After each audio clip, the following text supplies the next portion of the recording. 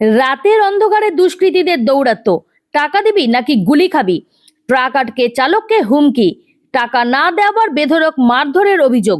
ঘটনায় আতঙ্ক ছড়িয়েছে হুগলির উত্তরপাড়ায়। পুলিশ সূত্রে খবর, ঘটনাটি ঘটে মঙ্গলবার রাতে।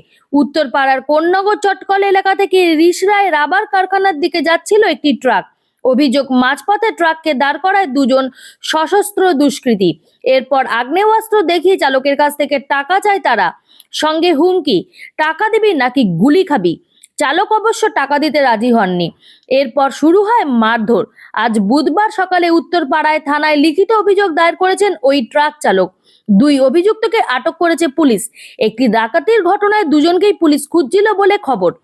স্থানীয় সূত্রে খবর, কোন্নগর চটকল এলাকায় একসময় কার্যত দুষ্কৃতীদের মুক্তাঞ্চল ছিল। চুরি, ডাকাতি, ছিনতাইয়ের মতন ঘটনা ঘটতো রোজই।